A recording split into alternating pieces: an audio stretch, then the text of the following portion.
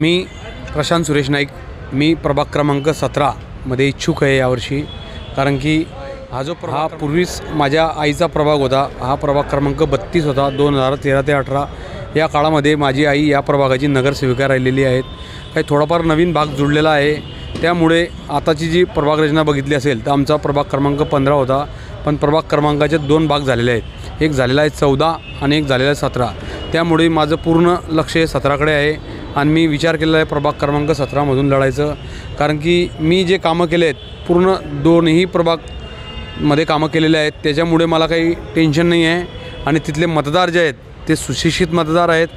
सर्व मतदार हे मिक्स मतदार आहेत आणि दोघंही मतदारांना माहिती आहेत.